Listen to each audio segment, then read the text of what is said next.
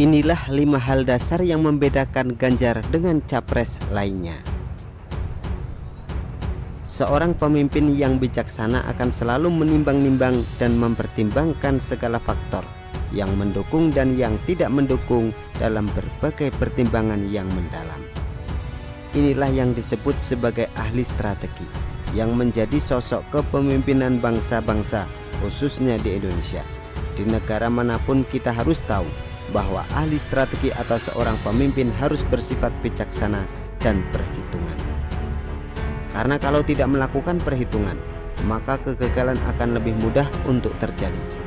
Kita mengetahui bahwa jika memfaktorkan berbagai faktor yang tidak mendukung, berbagai bencana dan krisis bisa dicegah. Sedangkan jika kita memfaktorkan berbagai faktor yang mendukung, maka misi akan dicapai dengan penuh keyakinan.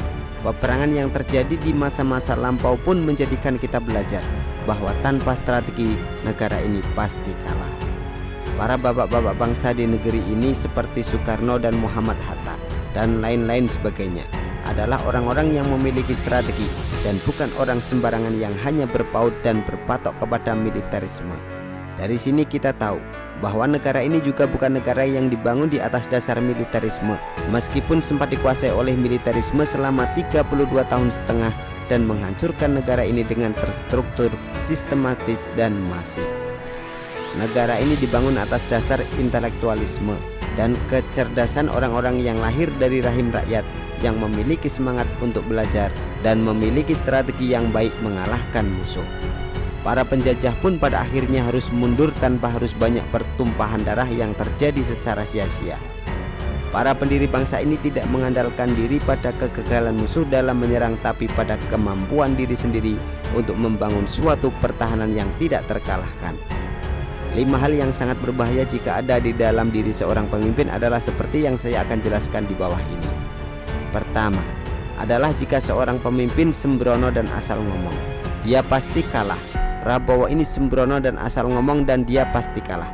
Ingat kasus Ratna Sarumpait dan hoax yang ia keluarkan sebelum-sebelumnya. Masih mau bilang dia adalah sosok yang tulus ikhlas membela NKRI? Omong kosong. Sedangkan Ganjar Pranowo adalah orang pemimpin yang memiliki perhitungan yang sangat baik dan tidak sembarangan bicara. Karena apa yang ia bicarakan harus memiliki faedah bagi masyarakat luas, khususnya di negara Indonesia yang kita cintai. Yang kedua adalah jika ia pengecut dan begitu ingin hidup, ia pasti tertangkap dengan mudah. Kalau di sini kita lihat sosok Anies Baswedan yang adalah pengecut sejati dengan cara memanfaatkan tangan-tangan para kaum radikalisme untuk meraih kemenangan yang tidak terhormat. Sedangkan Ganjar Pranowo adalah orang yang berani ambil resiko dan tidak kenal ketakutan ketika dia berbicara soal negara ini dan dasar negara ini. Hal ketiga adalah jika ia cepat marah dan mudah marah, ia mudah dipancing dan akan jatuh terhasut oleh pancingan tersebut. Tidak lain dan tidak bukan adalah Prabowo yang temperamental dan suka ngoceh-ngoceh nggak jelas. Bahkan ketika dia menjadi pembicara di forum internasional soal peperangan Rusia-Ukraina, dia gampang marah dan cepat terpancing dan orang ini tidak bisa jadi pemimpin. Karena menurut ahli strategi perang Sun Tzu, kemarahan itu adalah hal yang harus dihindari dari seorang pemimpin atau ahli perang. Katanya lebih TNI dari TNI, tapi kok suka marah. Ganjar Pranowo pernah marah, tapi dia memiliki kemarahan yang jauh lebih terkontrol. Hal keempat adalah ketika ia haus penghormatan, ia gampang banget dihina dan terhina. Lihat saja saat ini betapa hinanya Anies Baswedan dan Prabowo di mata rakyat Indonesia. Kedua orang ini tidak memiliki sedikit pun respek dari rakyat karena ia sering kali bikin ribet satu bangsa. Sedangkan Ganjar Pranowo adalah orang yang tidak gila hormat, namun ia mendapatkan hormat. Karena apa yang menjadi semboyannya adalah rakyat yang menjadi tuan, bukan dia. Hal terakhir adalah jika seorang terlalu memiliki kepala yang keras, ia akan gampang banget diganggu dan diusik dengan hal-hal sederhana. Hati yang keras sama dengan keras kepala. Keras kepala dan tidak mau diatur seolah-olah dirinya paling pintar.